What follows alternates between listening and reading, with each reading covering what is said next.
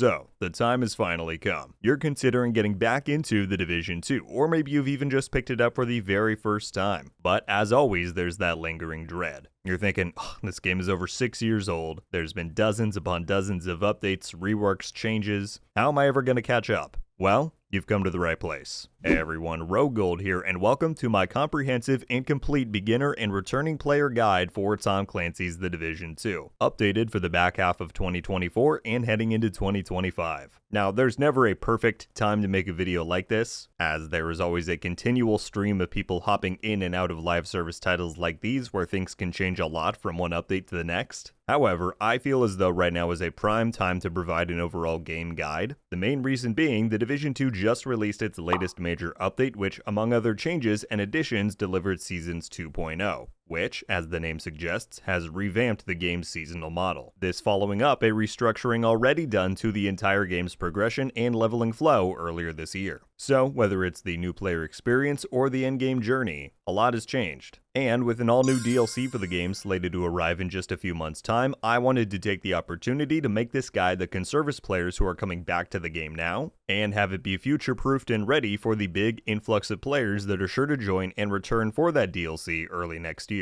So whichever group you might fall into, whenever you're watching this, or for whatever reason you clicked on this video, welcome. We're gonna get right into things here. Just 3 quick things to rattle off before we do. Firstly, there are chapters labeled in the description of this video that can take you to each and every section we cover in the guide, so feel free to use those to skip around whatever information you may be seeking. Additionally, throughout the video, I will be shouting out and referring to multiple auxiliary and complementary videos to this one, things like lore recaps, content recommendations, loot guides, etc. And while I will mention this again at the time of bringing them up, I wanted to say off the top here that all of those things will be labeled and available as well in the description and down in the pinned comment. And then lastly, as you're watching through, if you find the information and presentation in this video helpful, and you want to stay in the loop for future news, guides, and more about the game, then I sincerely hope you'll consider clicking that subscribe button. There are some fun times ahead for The Division 2 and the franchise at large, and I would love for each and every one of you to be a part of the journey. With that said, and without further ado, let's get on into this guide.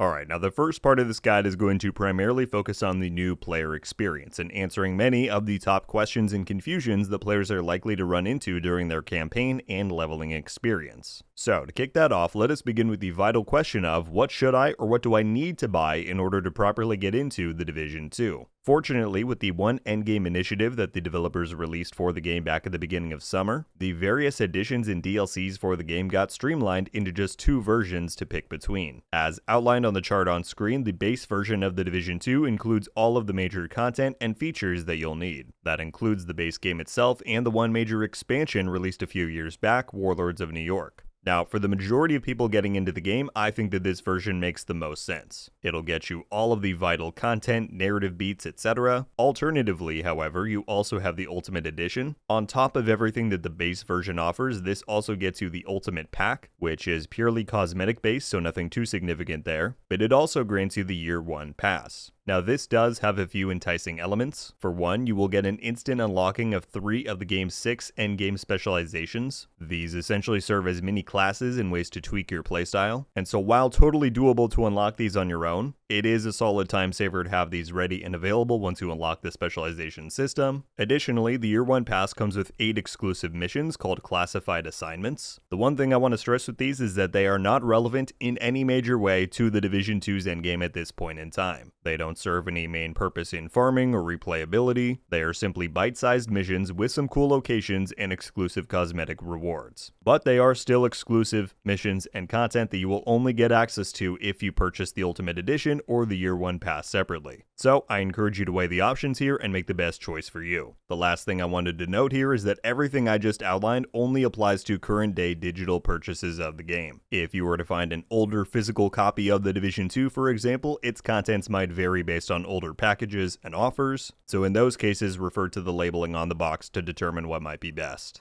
Alright, now with that down, you now own The Division 2, you've just created your character, and you're taking your first steps onto the streets of Washington, D.C. What awaits you on this journey that you're about to take? Well, in case you weren't already aware, The Division 2 is a third-person military shooter that also falls into the looter shooter and RPG category. So despite the realistic setting and enemies you'll be facing, this game and franchise does not follow a one-shot, one-kill mentality. Both you as the player, your gear, and hostile NPCs each have their own level and individual stats and powers, meaning that you're constantly going to be looting, upgrading, and combining new talents and abilities to refine your playstyle and build, in order to most effectively take on the game's challenges at increasingly harder difficulties against more intricate opponents and mechanics. Additionally, being a live service title, The Division 2 does not stop at the end of its main campaign. In many ways, the campaign is just the beginning, and once you reach the endgame, the full suite of the game's content becomes available. From higher tiers of loot and weapons to multiplayer raids, PvP content, and ongoing and evolving story through seasonal updates, there's a lot. But don't worry, I aim to break it all down for you in this very guide.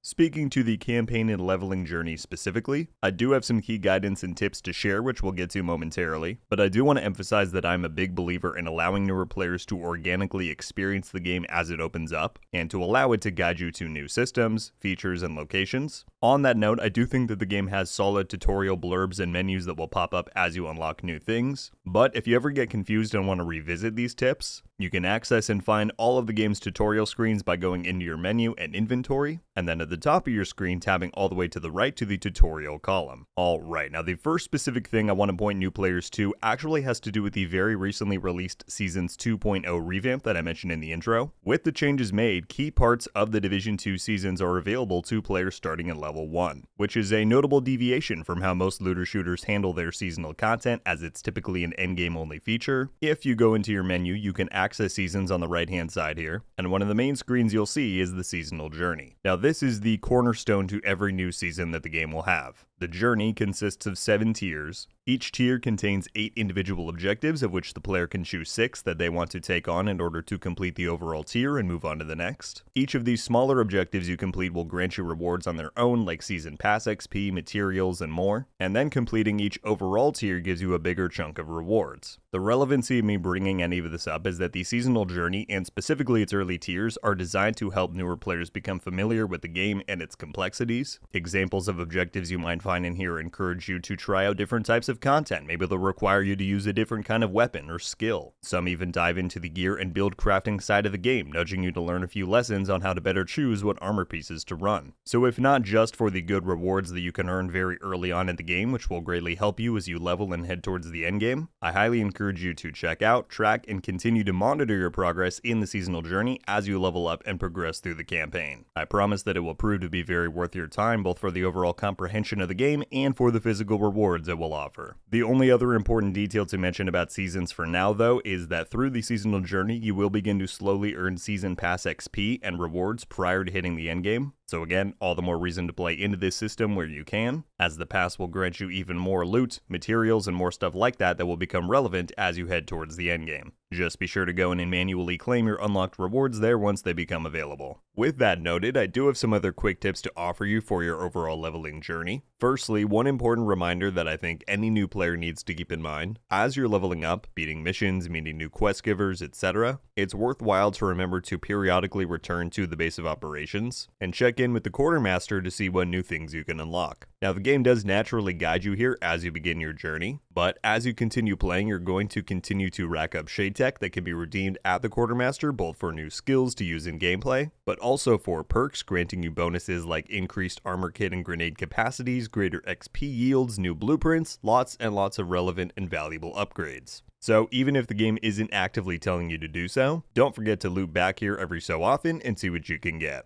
Alright, another big one has to do with gear, weapons, and just loot in general that you're going to accumulate as you level up. It's one of the main questions I see newer players asking: what do I do with all of this stuff?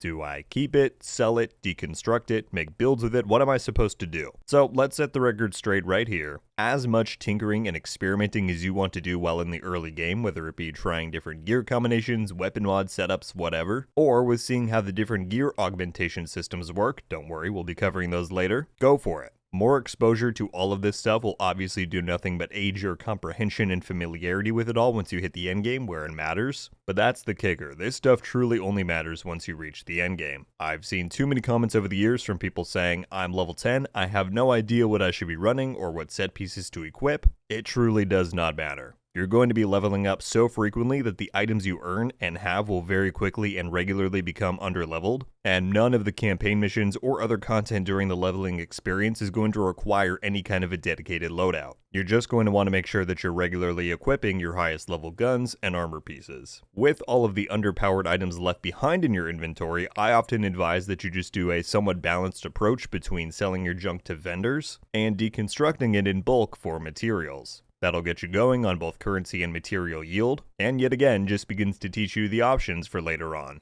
Okay, and then the final point I wanted to touch on here as far as the campaign and leveling journey. What content are you going to want to or need to play in order to rank up and progress towards the endgame? Now, as I stated earlier, I'm a firm believer in letting the game guide you along and take you on the journey. And don't worry, it's not like the game's going to drop you into the world and give you no guidance. You will get objectives that take you to unlock new hubs, guiding you to main missions, etc. And for the most part, that is what I recommend. Follow the game's path, take on each main mission when you feel prepared and adequately leveled for it, and if you're needing some extra levels in between, side missions are one great outlet of XP. They scale with your level. Additionally, the Descent game mode, which you'll find on your map in the upper right corner of DC, that is a roguelite experience completely disconnected from the main game's levels and progression, but playing that will earn you a good chunk of XP and rewards back in the main game. I think the bigger question for many when it comes to campaign content though is what order should I be playing this stuff through? Whether it's for narrative cohesion, whatever. And this becomes particularly relevant because of the One Endgame initiative that the developers released earlier this year. I mentioned this earlier in the video. In a nutshell, what that update did was change the Division 2's leveling process to now be entirely open-ended and unified for all players. So that regardless of if you own the game's Warlords of New York expansion, or regardless of what stories and content you choose to pursue as you level, anyone who owns and gets into the Division 2 can progress all the way to the level cap of 40, however they want, subsequently making the endgame accessible for all. So, as far as how I recommend navigating the campaign, chronologically you'll want to begin with the Grand Washington Hotel main mission. That is the first big mission that the game will guide you to. There are then 11 additional main missions within DC proper. Again, the game will naturally unlock and point you towards these. That will culminate in you completing the Federal Emergency Bunker mission. Then there are 3 strongholds to take on: District Union Arena, Roosevelt Island, and the final narrative beat of the Capitol building, which will require you to be at level 30 to take on, so hopefully that gives you a sense of how far into the progression you'll need to be. After this, the invasion will occur, which I won't spoil, but it involves the introduction of one final enemy faction who invades and repopulates the existing mission areas within DC. This will see you retaking each of those 3 strongholds now under the invaded status. And finally, that will unlock the last true main mission and stronghold of the original campaign, Tidal Basin. After this point, everything that the game requires of you narratively is done. You'll still need to grind out a few more levels to reach 40 and hit the endgame, but everything you need to do is done. That said, there are a handful of other narrative additions made over time that you can play to get those levels, or play at any point to see what they're about. You'll find them scattered on DC's outskirts on your megamap. Alternatively, you can visit the helicopter pilot at the base to see them all laid out that way. But if you want to play through these in chronological order as well, here's the order to follow. Camp White Oak followed by Manning National Zoo, then the 2 main missions at the Pentagon, which the game will unlock one by one upon your arrival, then the 2 missions at Coney Island, again the game will unlock these in the correct order, and then after that, if you own it, comes the Warlords of New York expansion. This is the only paid DLC that the Division 2 has. Again, like we covered earlier, you do get it for free, quote unquote, if you buy the game digitally nowadays, but if you got the game years ago, you might not have this by default. Once again though, thanks to One Endgame, it is entirely optional content. You don't have to own or play through Warlords of New York to hit level 40 or reach the endgame, but if you want to for narrative purposes, do it after all of those aforementioned missions. Or if you want to revisit the content later on, you can do so at any time of your choosing.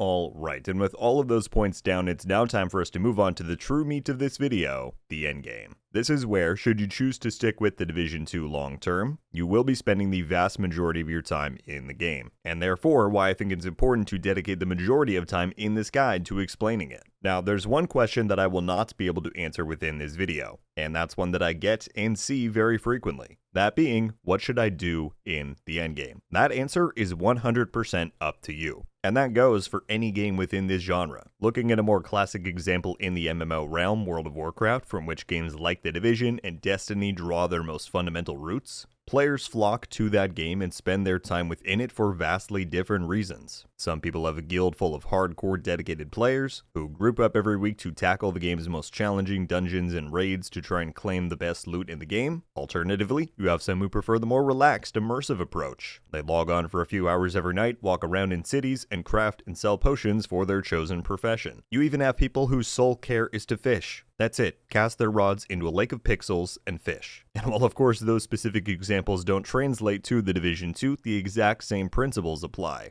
I don't know what you're trying to get out of this game, and therefore I can't tell you what you should do, play, or spend your time working towards. Maybe you only get to log on once or twice a week and have to be very selective with what content you choose to play and at what difficulty. Maybe you've got nothing but time on your hands and are ready to squeeze every last drop of content and loot that the game has to offer. The only fact here is that once you hit the endgame, the game no longer is going to tell you what to do. It's up to you to make the most of your experience. So what I aim to do for the remainder of this video is simply explain what systems are in place for the endgame, lay out what kinds of content and experiences there are out there, and let you determine what sounds most enticing or interesting for you. So again, feel free to refer to the chapters in the description, as we have many different subjects and corners of the endgame to cover. To begin, I wanted to first go over what I consider to be a player's first steps in the endgame. There are a short list of things that, regardless of your objectives within the game, and regardless of what you think you might want to spend your time doing from here on out, you're going to want to be aware of these things. Firstly, we have your SHD watch, which is essentially going to be your primary progression and leveling path post level 40, right? Upon hitting 40, your character's level has been maxed out, but that doesn't mean that you're done earning more power. Depending on how you've chosen to level to 40, specifically whether you went through the Warlords of New York expansion or not, the game may have already guided you to this in your menu, but in case you weren't made aware of your SHD watch, or you don't know what I'm talking about, you're going to want to visit the Quartermaster within the base of operations. Upon speaking to him, you'll now unlock a new node within your inventory screen that grants you access to your SHD watch. And what this is an infinite endgame leveling system, and it breaks down as follows. Every interval of 700,000 XP that you earn in the endgame will net you one SHD or shade level, which you can track in the upper right corner of your screen, or right here within your Shade Watch menu. Up until SHD level 1000, every shade level earns you 1 point right here within the watch. Now don't worry too much about stressing over what to spend your points on and in what order, as you're not locked out of earning any of these. By the time you hit 1000, you will have unlocked every bonus in this tree. It is generally recommended to first go for the more central bonuses like weapon damage and total armor, whereas maybe you save something like ammo capacity for later on. But do remember to frequently go back into this menu and spend any available points you may have racked up. Upon passing shade level 1000, you're then done spending points. You've unlocked all of the bonuses that you can. Levels 1001 to 2000 do continue to earn you small increments of health boosts for every level, so keep that in mind. However, once you pass shade level 2000, this system no longer nets you any additional player power. You can continue leveling the Shade Watch as much as you like, however, to an infinite level, and it's important to keep in mind that every shade level you earn after level 1000 will net you a scavenging point, which can be redeemed for the 5th node of the watch for any material or resource that you might want out of this list.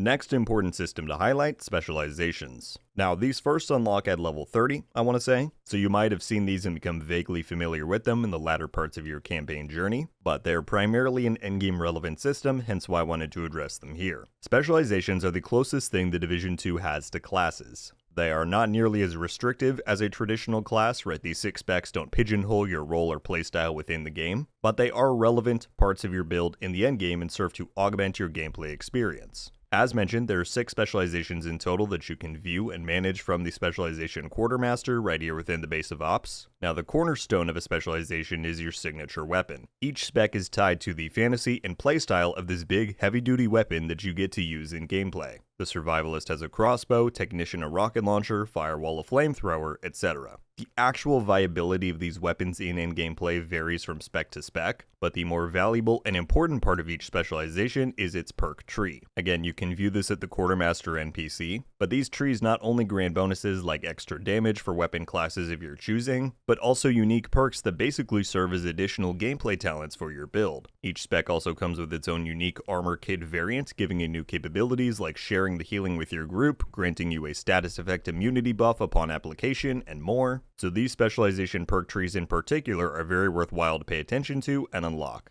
And that's the key here. These trees and the specializations themselves all need to be unlocked and upgraded in order for you to take advantage of their full benefits. Now the game gives you 3 of the 6 specs unlocked by default, those being the Survivalist, Demolitionist, and Sharpshooter. The latter 3, Gunner, Technician, and Firewall, you'll either have unlocked automatically, that being if you own the Year 1 pass for the game, which we covered in an earlier section of the video. Refer back to the What to Buy section if you want more info there. Otherwise, you'll need to complete the Field Research path to get these ones in your hands. That research track can be viewed within the same overall specialization menu. Just hover over your desired spec and hit the button at the bottom. From there, you can view the 5 steps that you'll need to complete in order to unlock the spec. Going back to specializations overall, however, whichever ones you decide to use first or pursue unlocking, once you've settled on one you like, you'll need to have it equipped to your character and loadout in order to begin earning points to level up its perk tree. These points come from a variety of places. You get 1 per shade level earned, I believe. Content like bounties gives you some, playing the invaded missions and content each week gives you some. I believe as a more recent revamp, certain projects now award you them. So in general, just make sure that you have the one equipped that you want to be progressing, and return to that NPC at the base periodically to make sure you're spending the points and upgrading the tree. Next item in the first steps list are your global settings. Now, like I stated, I don't know what your objectives or goals are within the endgame, nor can I tell you what you should be doing or playing. However, regardless of where those decisions may lead you, every player should know about the global settings available to you in order to achieve the ideal gameplay experience for you. So, once you're at level 40 and in the endgame, you can open up your world map, and at the bottom you'll see a prompt to open your global settings. Pressing that will bring you to this screen, from which you have a few different options. The first, and arguably most important, is your world difficulty. This dictates how difficult all open world content in the game will be for you. Your choices range from normal to heroic, and as with most games that feature choices like these, the higher difficulty you choose to play on, the better rewards you'll earn. This includes higher drop rates of rare items like exotics. Higher difficulties will raise the minimum stat values on all loot, meaning statistically higher chances for god-rolled items, right? There's plenty of perks. That said, you should not feel pressured or rushed into playing on the highest difficulties. Again, maybe that's just not what you want out of this game. You just want to explore and relax. Maybe something like normal or hard will be more your jam. But even if you are looking for that more hardcore experience, if you're just starting out in the endgame, I recommend that you begin on hard or challenging difficulty. Find your footing, start getting some builds together, which we'll cover more shortly, don't worry, and take your time with things. Something to point out as well, playing on the lower difficulties, even on the very lowest of normal, does not exclude you from earning anything that the higher tiers offer. Even on normal, you can get exotic items to drop, you can get god rolls, it's just that those will come at less frequent rates than the higher difficulties. So, make the choice that feels right to you. And keep in mind there's no long-term commitments or consequences to choosing a world difficulty. At any time you want, you can return to the screen and change it up or down at will. The next setting on this list is directives. Directives are optional gameplay modifiers that you can apply to all open world content, which will make your experience more challenging, but in return grant you higher rates of Shade and Season Pass XP, and also provide small boosts to your loot drop chances for each one that you apply. It goes without saying, it is totally up to you whether or not you play with these. In general, I'd say get familiar with the endgame first and figure out what difficulty setting fits you best before going crazy with directives, but similar to world difficulty, you can activate and deactivate these at any time. The last item in your global settings is the toggle to reset your control points. Now, control points are probably the most prominent and important type of open world content. We'll be touching on them a bit more later, but once you complete one, it won't reset itself until you go in here and toggle this. Some players prefer to capture them all and keep their map friendly. Some constantly reset in order to continually farm them. It's totally up to you, just know that this is where the setting is when and if you want it. Okay, and then the final thing to touch on in your first steps for the endgame is targeted loot. Absolutely one of the Division 2's more popular and player-focused mechanics, targeted loot serves as a way to cut down on grind time in the endgame, as it lets players choose pieces of content in which by playing they know what a portion of their loot drops from that session will be, ranging from categories like certain weapon classes, brand sets, or gear sets. Now, there are certain modes within the game that will allow you to select your own targeted loot, and we'll cover those later on, but the base targeted loot system is what I want to focus on here. Like global settings, when you open up your map, you'll see a prompt at the bottom to show targeted loot, and by clicking this, your map transforms. What it will now show you is an icon for every open world zone and main mission within the game, and on a daily rotation, each zone and mission will feature one category from the targeted loot system. Again, that might be a weapon class like SMGs, it could be something like gear mods, maybe a gear set like Hotshot, and by playing content in that zone or by playing that main mission, a portion of all the loot you earn while playing will be of that specific category. So, as you might be able to guess, taking advantage of this feature is a great way to get a jump start on your endgame farming. There are no restrictions or other rules to be aware of with it. Again, the distribution of targets resets once daily, so if you really don't like the mission that your desired one is linked to for that day or something like that, just check back the next day. And a frequently asked question I get is whether or not main missions are also influenced by the target of the open world zone that they reside in, and the answer is no, they are not. Missions are their own separate entities, hence why they have their own designated target.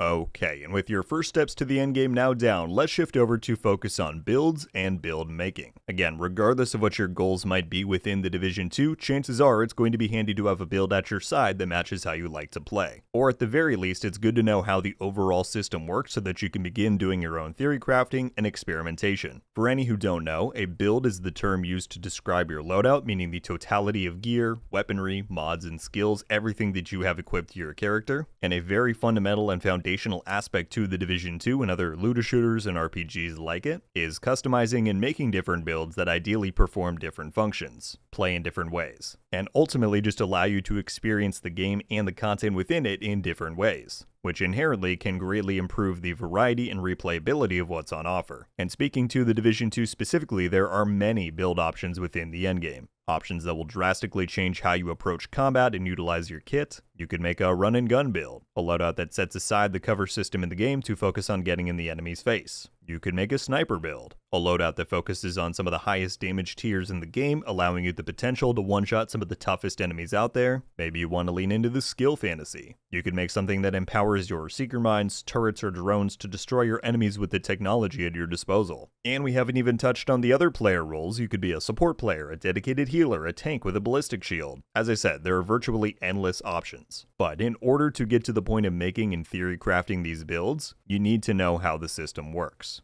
And more importantly, you need to know what options are out there so that you can chase and farm the right gear and weaponry for you. At this point in the video, I'm going to direct you to your first auxiliary or complementary video, we'll call it, because while I could dive into every nitty-gritty detail of builds and loot in this game, I am trying not to bloat this thing to several hours long if I can help it, and fortunately, I've already made a standalone video covering absolutely everything you need to know in this realm. Here is the thumbnail for the video on screen. I'll have a link for this in the upper corner of the video right now, but more importantly, there will be a permanent link for this video in the description and pinned comment down below. I will label it Build Making Guide, so look for the link right next to that handle. And yeah, if you're looking for a full breakdown on what each of the types of loot and gear that are available in the endgame are, how they pair together, and how you should approach making your first builds within the game, I can't recommend that video enough. And if you do plan to go and watch that and return to this video afterwards, then feel free to bookmark this video, save it, whatever you've got to do. I don't know where you're watching from. And again, the chapters labeled in the description are a great way to navigate back to where you might have left off at.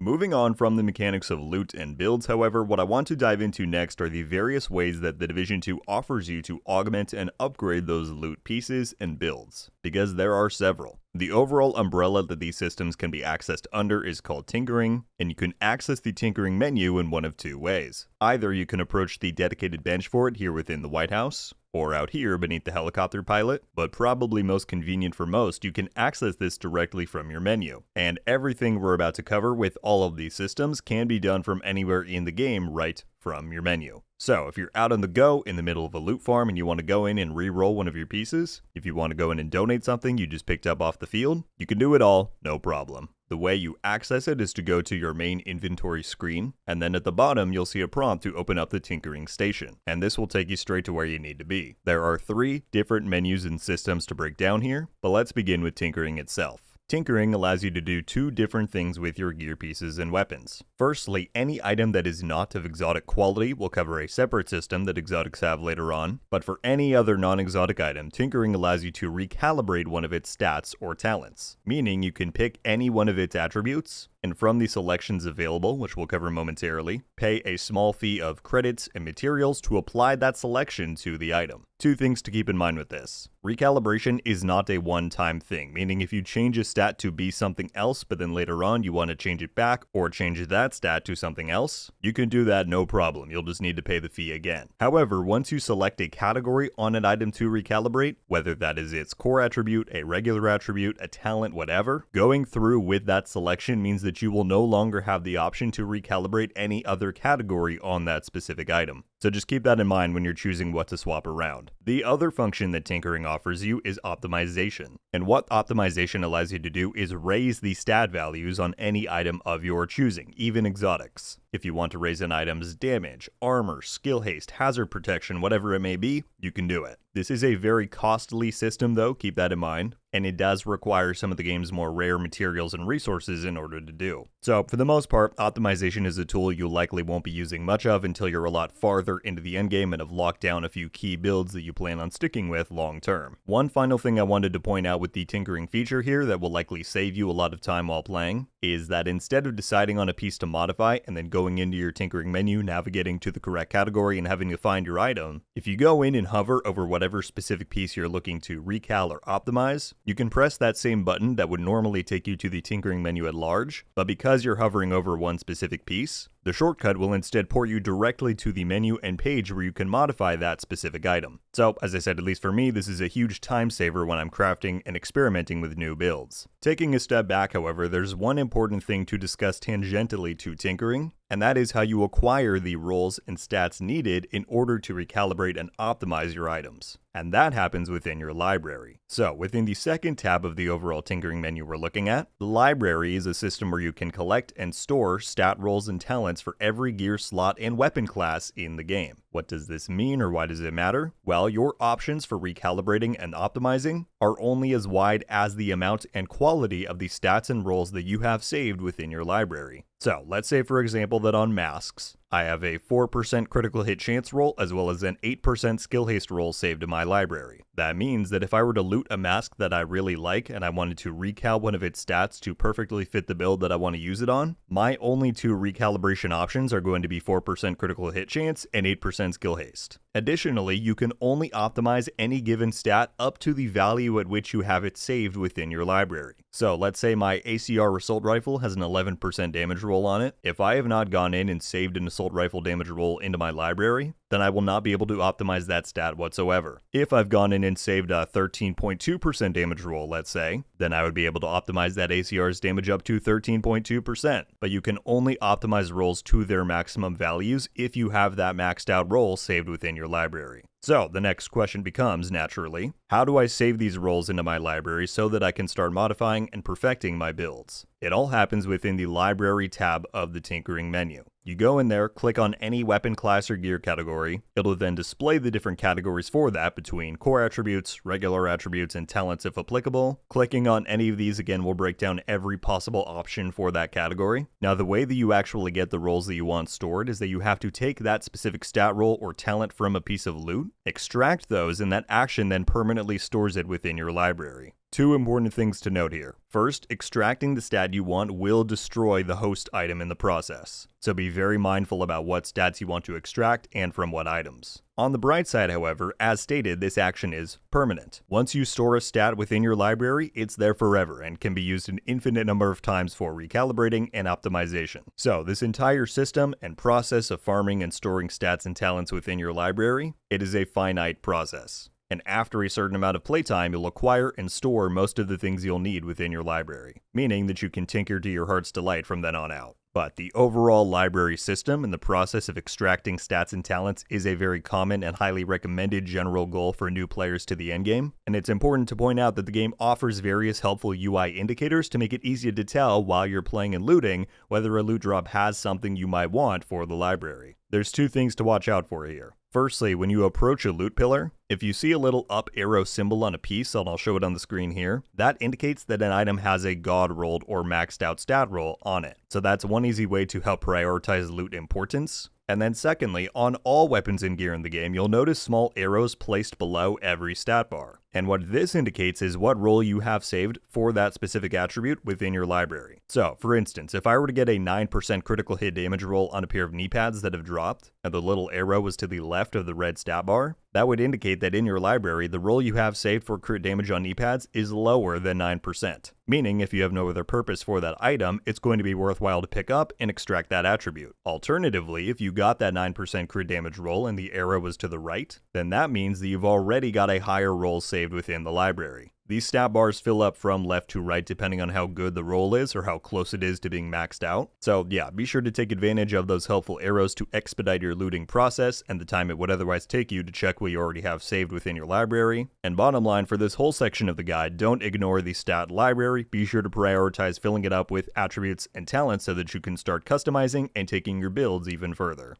Alright, and with those down, let's now talk about the final tab of the tinkering menu, expertise. Now, something I want you to keep in mind before we dive into this one, unlike tinkering in your library for it, expertise is not a system and feature that is overly critical for brand new players to the endgame to be paying attention to. It's good to know what it is and how it functions so that when you are ready to take it on, you know what's what. But truly, my recommendation is to not pay too much mind to expertise until you've got your legs under you in the endgame, you've begun to accumulate some power, builds, etc. But here is the basic breakdown. In the endgame, every single weapon, gear brand, gear set, skill, and specialization has what is called a proficiency level. You'll likely notice these pretty quickly once you hit level 40, it's right in your item readout. Proficiency is a one-time grind per item, and the maximum proficiency level is 10, meaning once you max out your proficiency for the police M4, let's say, then all police M4s that you own and any you might acquire in the future will have their proficiency maxed out, right? The levels are shared between all copies of the same items. There are 3 ways to level up your proficiency. The first and main way to do this is simply use the item. Sticking with the police M4 example, if you're actively using a police M4 in gameplay, completing activities, etc., then you will passively be earning proficiency XP as you play. Alternatively, you can donate either duplicate items or materials to upgrade your proficiency with any given item. These donations happen within the expertise menu, again accessible via your menu or the tinkering bench. You just seek out whatever item you're looking for in whatever category, and you can then either select items in there to donate, or click the button at the bottom to look what options for materials that you have to donate. And for the material route specifically, this can be useful if you don't own or don't think you'll be getting many copies of whatever item you're talking about, stuff like rare exotics, etc.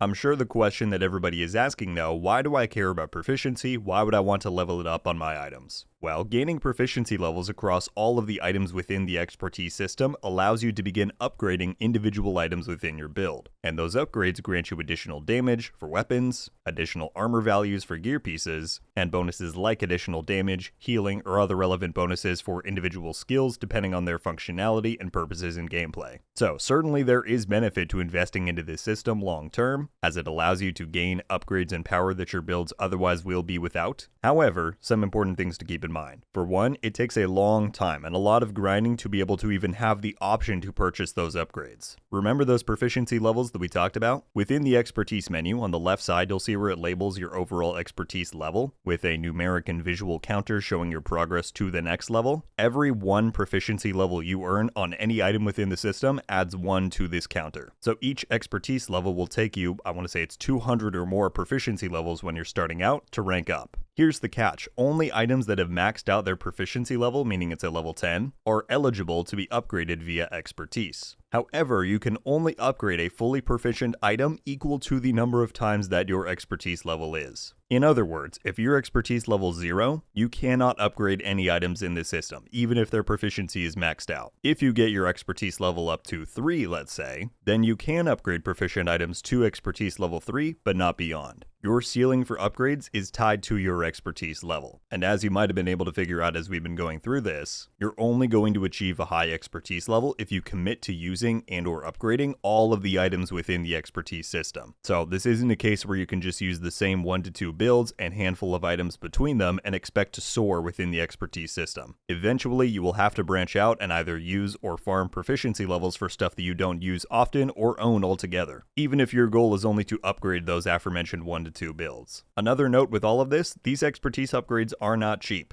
The first few levels aren't too bad, but once you head towards expertise levels 10, 15, 20, it will start costing you some of the rarest resources in the game, including optimization materials and exotic components, and upgrades do not transfer to same category items. So even though your proficiency level, for example, is universal for all copies of the same gear set, weapon type, etc., expertise upgrades only apply to individual items, meaning it's typically only recommended to upgrade an item's expertise if you're sure it is part of a build or common loadout that you plan on using long term. So, with all of that said, I hope you're still with me. I know the expertise system at large can be a bit confusing on first pitch, but hopefully you can see why I advise not stressing too much over this feature at first, keep it in the back of your mind later on in your endgame progression. I absolutely think stuff like filling out your library is far more important and should be a higher priority, but if you do eventually get to the point where you've got some materials to spend and some builds you like, then expertise is certainly worthwhile. As stated, it grants you power levels that your builds otherwise will not achieve. When and if you do get to the point where you've racked up a few expertise levels and you have a build that you want to start leveling up, then again, you just need to visit the tinkering bench or access it within your menu as we covered, go to the expertise tab, seek out the desired category and item within it, and assuming you have a high enough expertise level and the resources needed, you can upgrade right then and there. One last tip I wanted to give for expertise here, just a helpful UI tip and shortcut. Whether you are target farming certain items specifically for expertise donation, or you just know that you don't need certain loot that is dropping on the ground, whatever it may be, to greatly speed up your expertise donation process, you can press the button to pick up all loot within a pillar as junk, and then you can go directly into your menu, access the expertise interface, and you'll see a button at the bottom to donate all junk to expertise. So, like I said, that is one easy way to speed up the whole process instead of individually donating stuff. Okay, and then the one final thing that we need to talk about within this same category, although it is not tied to the overall tinkering system, is reconfiguration. Remember at the start of this how I mentioned that exotic items were not usable within the recalibration system? Well, that is because they actually have their own separate stat rolling system called reconfiguration. So, once you acquire any particular exotic, be it a weapon or armor piece,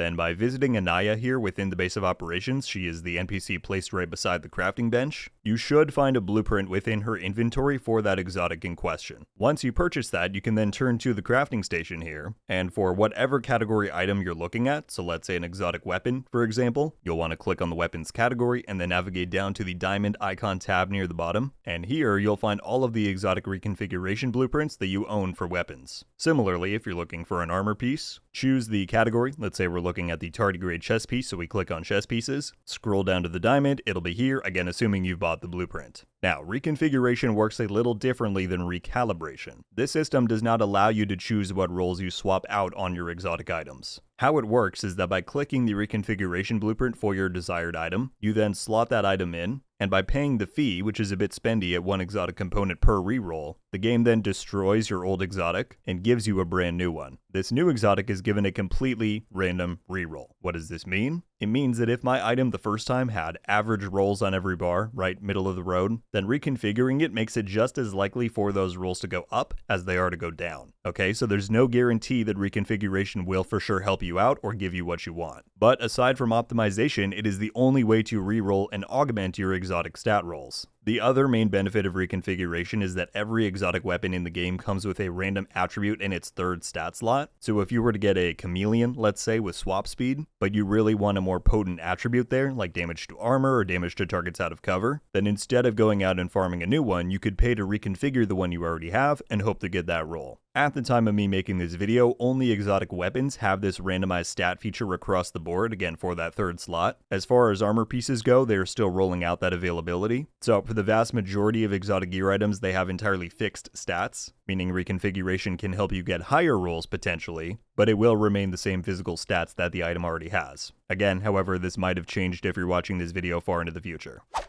Alright, and with all of that covered, we now move on from gear augmentation and upgrade systems, and since we have covered just about all of the character features and endgame progression paths that you need to be aware of, let's move on to endgame content itself. As stated several times already, I don't know what kinds of experiences or challenges you may be seeking in this game, but what I can do is lay out everything that the Division 2's endgame has to offer, so that you know what's out there and can go out and access whatever types of content you may be interested in. Let's begin with narrative content. Since we extensively cover narrative chronology and cohesion in the campaign and leveling portion of the guide, I figure at least some of you will want to know, does the game's story continue on in the endgame? If so, how do I access it and in what order? Let's get everything there cleared up. After Warlords of New York, which as we covered was the last big narrative beat and campaign for the game, the Division 2's story does continue in the form of seasons and manhunts. And where I want to first direct your attention is the Legacy Manhunt system. So if you go into your world map and tab left over to Manhunt, the game will show you the rundown for the current in-game season and its available story content. However, in order to access past seasons information and story content, you're going to want to look at the bottom of the screen and hit the button for Legacy Manhunts. This will then bring up a very handy menu that chronologically displays each season that the Division 2 has had, including its name, the prime target that season featured, a text recap of the noteworthy events that occurred, as well as the date that that season took place on. So off the bat, this serves as a great way to get oriented with things, but then clicking on a particular season takes you into this alternative view of the Legacy Manhunts, which in addition to the previous info, shows you the rewards you'll earn from playing that season's mission, and gives you a button to fast travel directly to it. Now, a couple of things to note here. For one, no, the Division 2 does not allow you to go back and play the entirety of past seasons. What this Legacy Manhunt system offers is a centralization and hub for you to go in and launch the climax mission for each past season. Climax missions are, as they sound, the one big culminating moment and event of every season, aka the most pivotal story beat, so that is what each of these cards are offering you, a direct port to go and play the final mission of every past season. However, if you choose to go and play these and specifically replay them, then the game does allow you to go and collect all of the lore drops and offerings that came with those seasons, even if you can't play the content itself.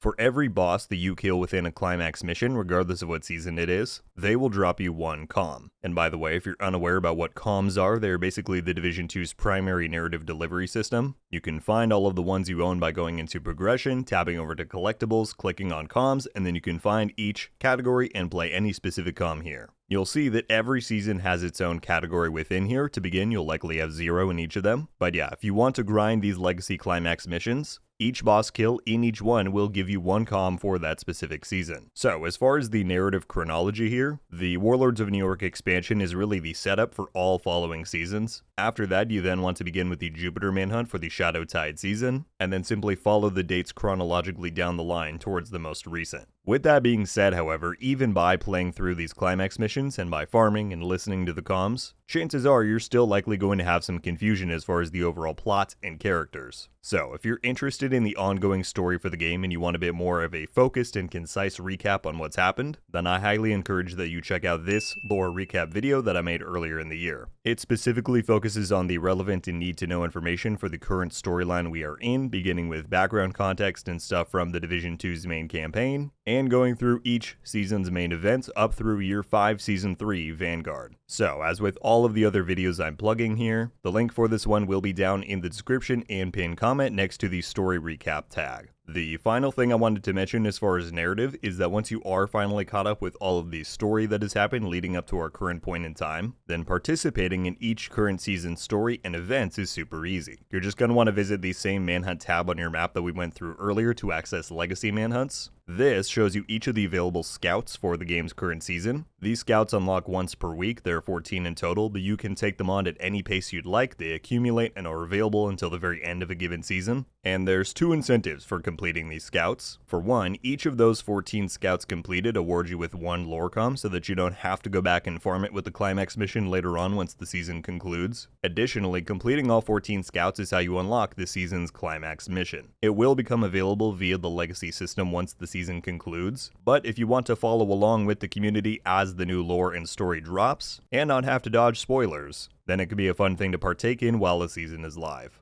Alright, from there let's move on to some more gameplay related things that the endgame offers. And one important thing to highlight there is the general offerings of a season. We just talked about scouts and the manhunt and story side of a season, but that's truly only one slice of a full season's offerings. An important aspect to pay attention to is the events timeline, which you can find right here within your season's menu. This will highlight all upcoming and relevant events for a given season, including when certain global events will be active if you want to partake in those, things like XP events, which are community favorites. So, if for no other reason than to be aware of and to be able to take advantage of these events for your gameplay and farming, be sure to keep an eye on the season calendar. Beyond that, although we already covered it back in the campaign portion of the guide, don't forget that the season pass is in here as well. And while a good chunk of the rewards on the pass are locked behind the paid premium access, the devs have committed to not putting any exclusive gameplay items in there. So it primarily consists of cosmetic items, extra loot caches, stuff like that, but the new exotics and other items that the season introduces are all entirely free. So keep track of your progress there so that you know when to anticipate some sweet new rewards. One other important thing here to mention are seasonal modifiers. So once you hit the endgame, each season has a suite of modifiers that exist in order to spice up gameplay, promote new playstyles, and power up specific build types. Really, it's just the devs' way of trying to keep the game fresh season after season. Now, there are a lot of details and complexity to the entire modifier rule set and system, and it's tough to get into specifics as the entire roster and mechanics of these modifiers changes every season. So, firstly, if you want a breakdown of what the current season's modifiers are whenever you may be watching this video, then I highly suggest searching the Division 2, insert season name here, modifier guide. And you'll either likely find one from myself, or I'm sure there will be plenty of other great ones out there made too. But as far as the general principles for this system that will remain the same regardless of what season it is, let's quickly cover those. You'll find the menu and interface used to customize your modifier loadout right here within your inventory screen. Now, two things to say right off the bat. For one, playing with seasonal modifiers is not required. You can toggle this entire system on and off right here within that menu, and the game will not require you to play with them for any content or circumstances. To that same degree, there are no exclusive rewards or incentives for playing with seasonal modifiers, so you're not going to be missing out on stuff if you don't use them. The main benefit is that, assuming you play to the modifier's strengths, you can achieve some truly wild power levels in gameplay and in terms of build potential. So, the main components to understand: the global modifier is the cornerstone of everything here. It is the baseline mechanic that everything else in the system is based off of. So, for the season which I'm making this video during, the global modifier has to do with range, granting you increasing amounts of amplified damage for the 3 distinct range zones. Every other modifier type plays around this base mechanic. That includes active modifiers, a selection of 3 activatable abilities. To unlock these each new season, you'll need to progress through seasonal journey tiers 4 through 6, and you'll get each of the 3 active modifiers as rewards. Then you've got your passive modifiers. This is a selection tree of 12 additional augments to how your specific modifier experience will play and feel, and you can farm and unlock these each new season via the priority objective system, which we'll delve more into momentarily. The last thing to cover with modifiers is that enemies will also get their own unique mechanics and abilities to counteract all of the sheer power that we are gaining, and it's mostly just another element to make you think while you play and encourage playing in different ways. These hostile modifiers unlock progressively over the course of a season, with there being 4 in total, and yeah, just something else to be aware of. You can read what each of them are here within your same modifier menu, and the associated symbols will appear above enemies' heads so that you know which ones have modifiers active and what those modifiers are. It's also worth noting that the density of hostile modifiers increases with your world difficulty. So again, if you've opted into the modifier system to begin with, then playing on hard over normal would mean you'll encounter more enemies that have modifiers active. On challenging, you'll run into more than on hard, etc, etc.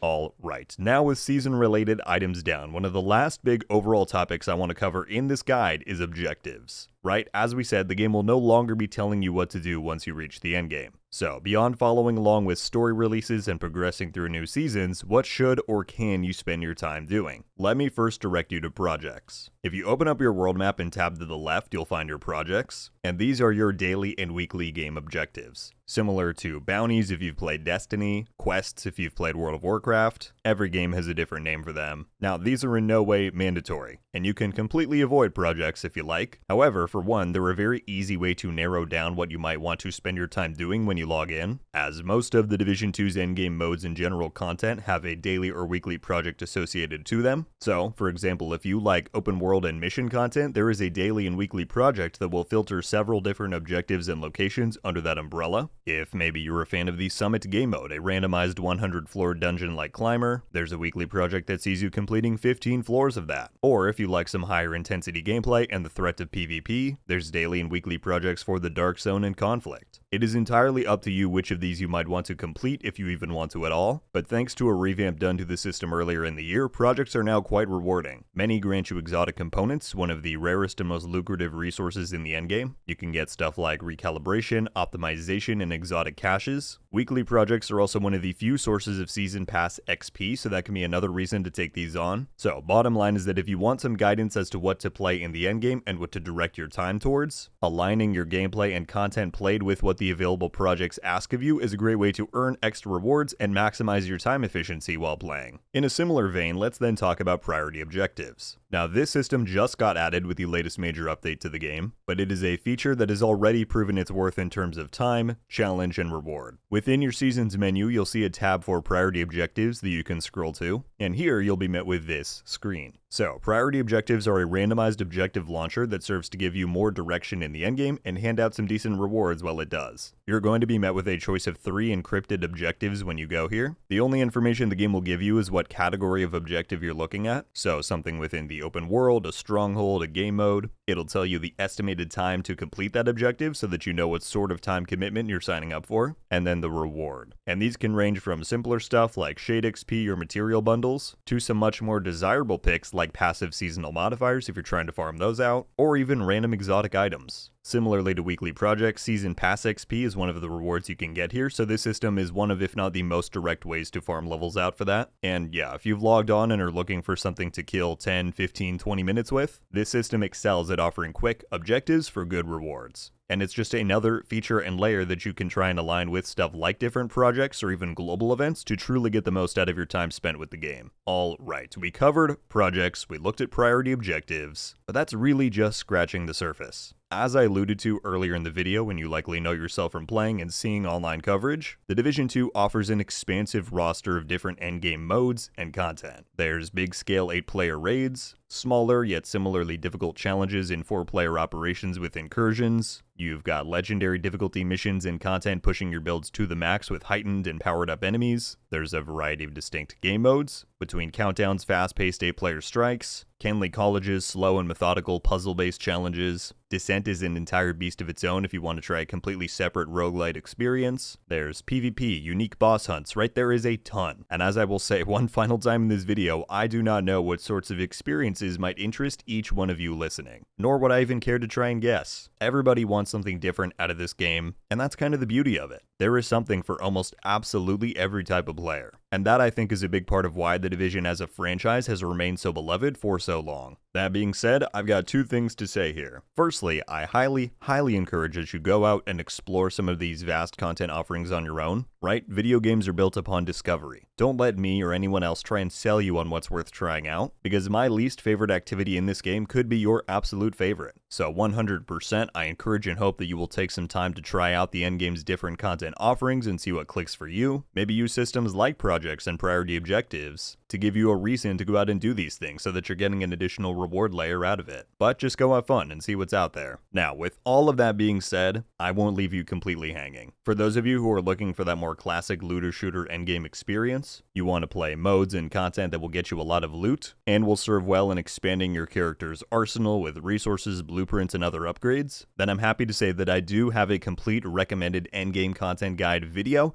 that should help point you in the direction of some of the Division 2's most popular and rewarding modes. Here is the thumbnail for that video. I'll have it linked in the upper corner right now. And like all of the other videos I've referenced so far, there will be a fixed link for this in the video description and down in the pinned comment. Look for the recommended endgame content tag. And then, one final separate section that I wanted to make here was for PvP content specifically, mostly because PvP is an entirely different beast. So, if you happen to be someone who is interested in learning more about or trying the Division 2's PvP offerings, I've got you covered. The Dark Zones are 3 different PvPvE zones within the Washington, D.C. map. and Conflict is the game's matchmakeable, pure PvP mode with dedicated maps and modes. Those are the two different player versus player outlets in The Division 2, and fortunately, I have made comprehensive and standalone guides to both pieces of content that are fully relevant and up to date. So if you're looking for additional info on these modes, or you just want to see if they might be something for you, then here is the thumbnail for my Ultimate Dark Zone guide. The one note I wanted to make with this one is that the only notable change that has happened since me making the guide is that the developers have added in shade brackets to the experience, meaning that opposed to prior iterations where a brand new player could phase into the Dark Zone alongside players with 10,000 hours in the game, newer players will now only match with players of a similar shade level, promising an at least somewhat more even playing field. But as always, link for this guide will be in the description and pinned comment, labeled Dark Zone Guide. And finally, here is the thumbnail for my Ultimate Conflict guide. Same as the rest, linked in the description and pinned comment if you want to check it out. Look for the Conflict Guide tag.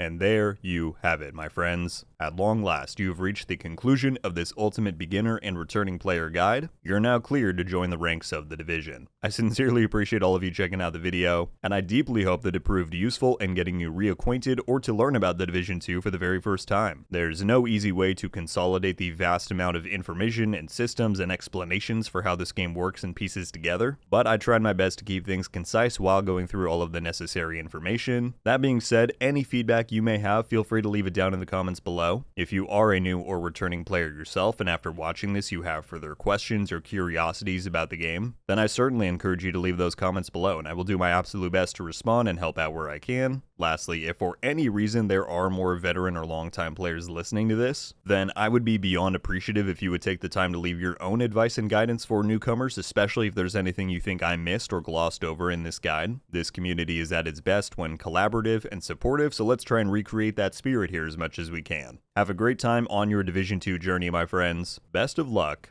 and I hope to see you back around on the channel in the future. But until then, folks, Rogue Gold. Ow.